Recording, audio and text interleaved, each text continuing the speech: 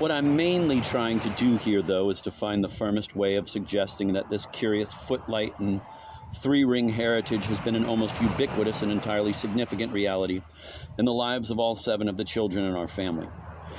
The 2 youngest, as I've already mentioned, are in fact professional actors, but no heavy line can be drawn quite there. The elder of my 2 sisters, to most outward appearances, is a fully landed suburbanite, mother of 3 children, co-owner of a 2-car filled garage. But at all supremely joyful moments, she will, all but literally, dance for her life. I've seen her, to my horror, break into a very passable soft shoe routine, a sort of Ned Wayburn out of Pat and Marion Rooney, with a 5-day-old niece of mine in her arms. My late younger brother, Walt, who was killed in a post-war accident in Japan, and of whom I plan to say as little as possible in this series of sittings, if I'm to get through them, was a dancer too, in a perhaps less spontaneous but far more professional sense than my sister Boo Boo. His twin, our brother, Waker, our monk, our impounded Carthusian, as a boy privately canonized W.C. Fields, and in that inspired and obstreperous but rather holy man's image used to practice juggling with cigar boxes, among a great many other things, by the hour till he became spectacularly proficient at it. Family rumor has it that he was originally cloistered off, that is, relieved of his duties as a secular priest in Astoria, to free him of a persistent temptation to administer the sacramental wafer to his parishioners' lips by standing back 2 or 3 feet and trajecting it in a lovely arc over his left shoulder. As for myself, I'd prefer to take Seymour last. I'm quite sure it goes without saying that I dance a little bit too. On request, of course. Apart from that, I might mention that I often feel I'm watched over, if somewhat erratically, by great-grandfather Zozo. I feel he mysteriously provides that I don't trip over my invisible baggy clown pants when I stroll in the woods or walk into classrooms, and perhaps also sees to it that my putty nose occasionally points east when I sit down at the typewriter.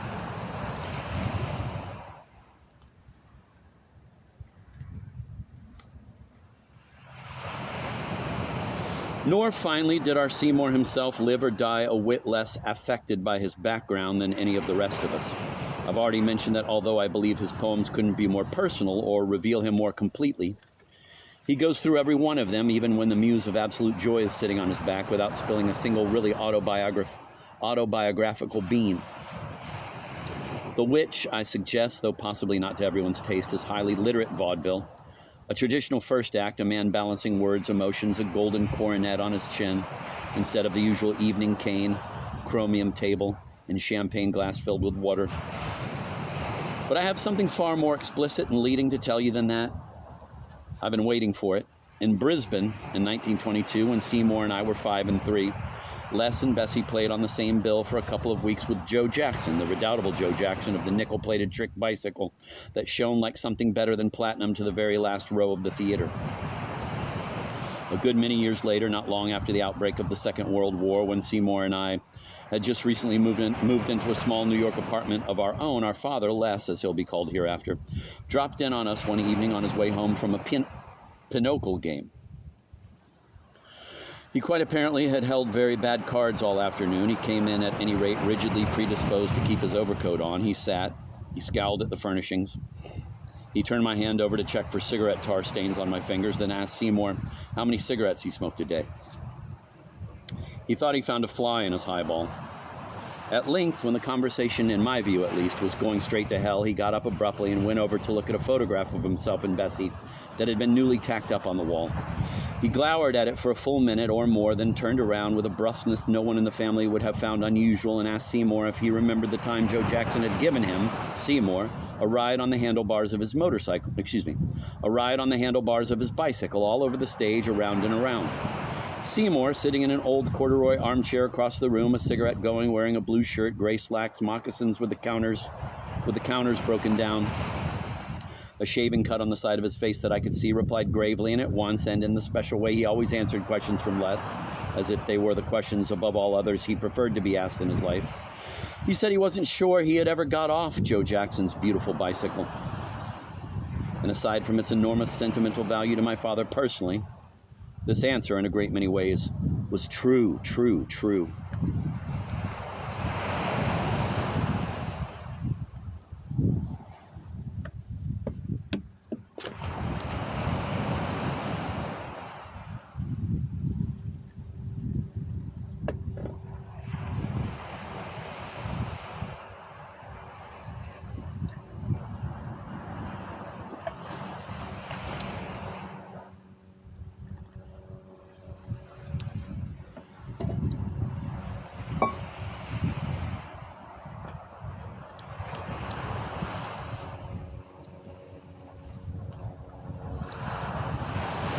Between the last paragraph and this, just over 2.5 months have gone by.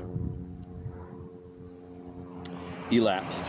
A little bulletin that I grimace slightly to have to issue, since it reads back to me exactly as though I were about to intimate that I always use a chair when I work. Drink upward of 30 cups of black coffee during composing hours, and make all my own furniture in my spare time. In short, it has the tone of a man of letters unreluctantly discussing his work habits, his hobbies, and his more printable human frailties with the interviewing officer from the Sunday book section. I'm really not up to anything that in time just here. Maybe that's supposed to be intime. I'm really not up to anything that intime just here. I'm keeping especially close tabs on myself here, in fact. It seems to me that this composition has never been in more imminent danger than right now of taking on precisely the informality of underwear. I've announced a major delay between paragraphs by way of informing the reader that I'm just freshly risen from 9 weeks in bed with acute hepatitis. You see what I mean about underwear? This last open remark of mine happens to be a straight line, almost intacta, right out of Minsky burlesque. Second banana, quote, I've been in bed for 9 weeks with acute hepatitis, end of quote. Top banana, quote, which one, you lucky dog? They're both cute, those hepatitis girls, end of quote. If this be my promised clean bill of health, let me find a quick way back to the Valley of the Sick. When I now confide, as I surely must, that I've been up and around for nearly a week with the rose fully restored to my cheek and jowl, will the reader, I wonder, misinterpret my confidence mainly, I think, in 2 ways? One, will he think it's a mild rebuke to him for neglecting to flood my sick room with camellias? Everyone will be relieved to know, it's a safe guess, that I'm running out of humor by the second. 2, will he, the reader, choose to think, on the basis of this sick report, that my personal happiness, so carefully touted at the very beginning of this composition, perhaps wasn't happiness at all, but just liverishness? This second possibility is of extremely grave concern to me. For certain, I was genuinely happy to be working on this introduction. In my own supine way, I was miraculously happy all through my hepatitis, and the alliteration alone should have finished me off. And I'm ecstatically happy at this moment, I'm happy to say. Which is not to deny, and I've come now, I'm afraid, to the real reason I've constructed this showcase for my poor old liver. Which is not to deny, I repeat, that my ailment left me with a single terrible deficiency.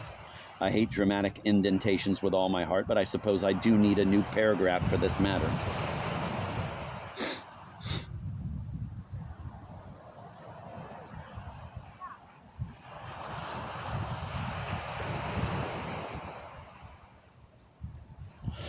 The first night, just this last week, that I felt quite hale and bullish enough to go back to work on this introduction, I found that I'd lost not my afflatus, but my wherewithal to continue to write about Seymour.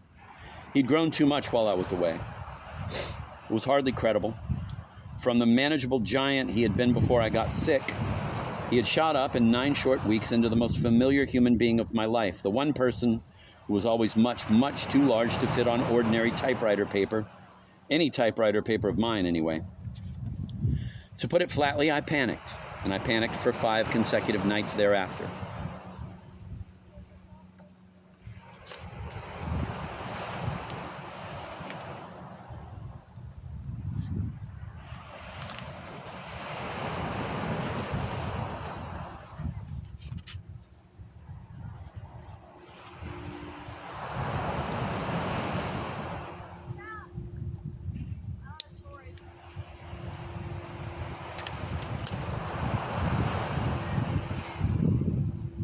I think, though, that I mustn't paint this any blacker than I have to, for there happens to be a very stunning silver lining, let me tell you without pausing.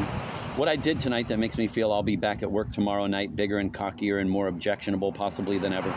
About 2 hours ago, I simply read an old personal letter, more accurately a very lengthy memo, that was left on my breakfast plate one morning in 1940.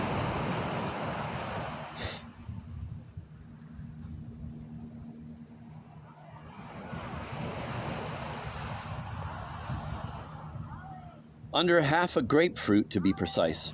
In just another minute or two, I mean to have the unutterable, quote, pleasure, end of quote, isn't the word I want, the unutterable blank of reproducing the long memo here verbatim. Oh, happy hepatitis. I've never known sickness or sorrow or disaster, for that matter, not to unfold eventually like a flower or a good memo. We're required only to keep looking. Seymour once said on the air when he was 11 that the thing he loved best in the Bible was the word watch! Exclamation point. Before I get to the main item, though, it behooves me from head to foot to attend to a few incidental matters. This chance may never come again.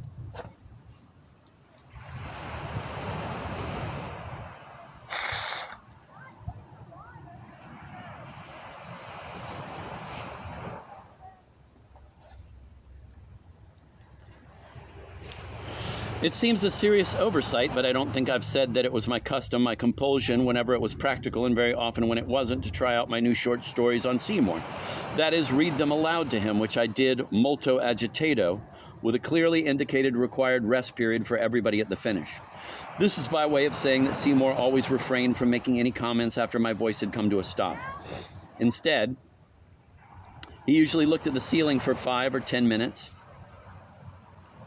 He invariably stretched out flat on the floor for a reading, then got up, sometimes gently stamped a foot that had gone to sleep, and left the room. Later, usually in a matter of hours, but on 1 or 2 occasions days, he would jot down a few notes on a piece of paper or a shirt cardboard and either leave it on my bed or at my place at the dinner table, or very rarely, send it to me through the U.S. mail. Here are a few of his brief criticisms. This is a warm-up, frankly. I see no point in disclaiming it, though I probably should. Horrible, but right. An honest Medusa's head. I wish I knew. The woman is fine, but the painter seems haunted by your friend, the man who painted Anna Karenina's portrait in Italy, which is swell haunting, the best, but you have your own irascible painters. I think it should be done over, buddy. The doctor is so good, but I think you like him too late. The whole first half, he's out in the cold waiting for you to like him, and he's your main character. You see his nice dialogue with the nurse as a conversion. It should have been a religious story, but it's puritanical. I feel your censure on all his goddams. That seems off to me. What is it but a low form of prayer when he or Les or anybody else goddams everything? I can't believe God recognizes any form of blasphemy. It's a prissy word invented by the clergy.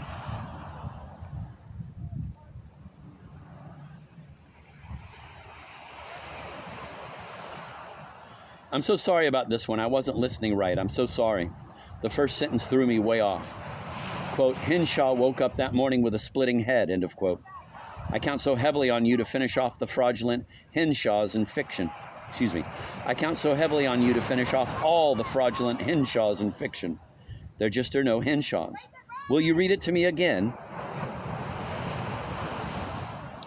Please make your peace with your wit.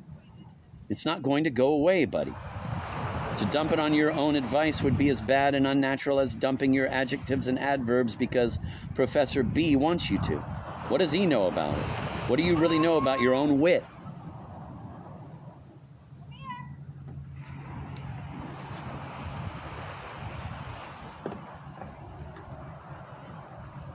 I've been sitting here tearing up notes to you. I keep starting to say things like, quote, this one is wonderfully constructed, end of quote. And, quote, the woman on the back of the truck is very funny, end of quote. And, quote, the conversation between the 2 cops is terrific, end of quote. So I'm hedging. I'm not sure why. I started to get a little nervous right after you began to read. It sounded like the beginning of something your arch enemy, Bob B., calls a rattling good story. Don't you think he would call this a step in the right direction? Doesn't that worry you?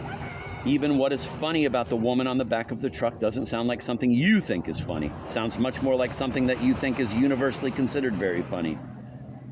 I feel gypped. Does that make you mad? You can say our relatedness spoils my judgment. It worries me enough, but I'm also just a reader. Are you a writer or just a writer of rattling good stories? I mind getting a rattling good story from you. I want your loot.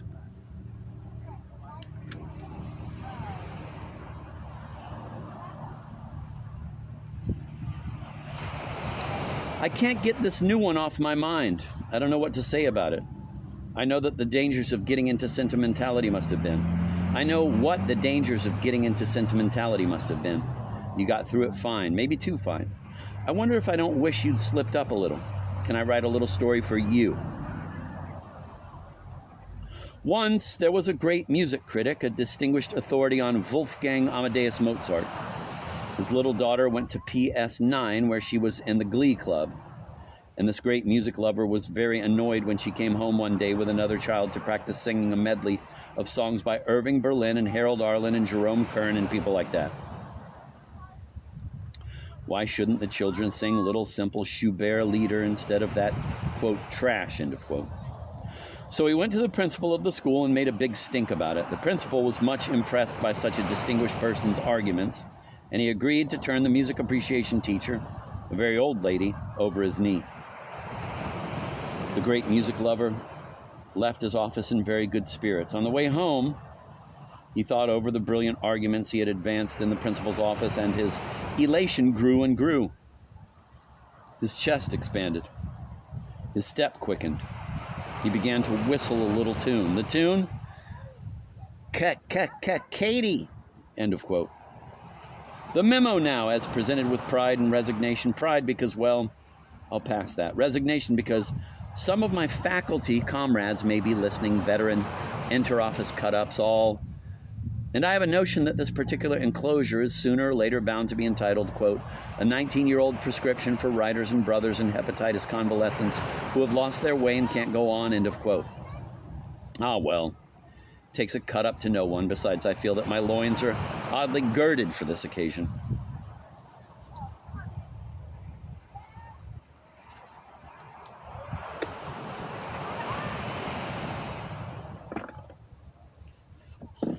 Ouch.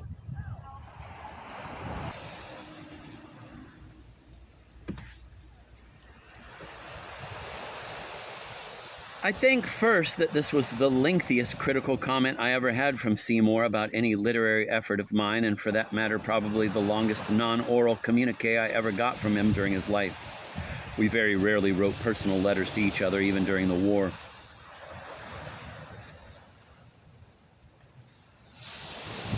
It was written in pencil on several sheets of notepaper that our mother had relieved the Bismarck Hotel in Chicago of some years earlier.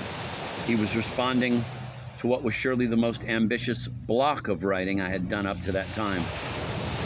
Block is spelled B-L-O-C.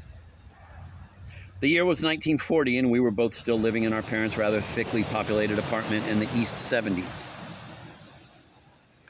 I was 21, as unattached as, shall I say, only a young, unpublished, green-complexioned writer can be. Seymour himself was 23 and had just begun his 5th year of teaching English at a university in New York. Herewith, then, in full, I can foresee a few embarrassments for the discriminating reader, but the worst, I think, will be over with the salutation. I figure that if the salutation doesn't embarrass me particularly, I don't see why it should embarrass any other living soul.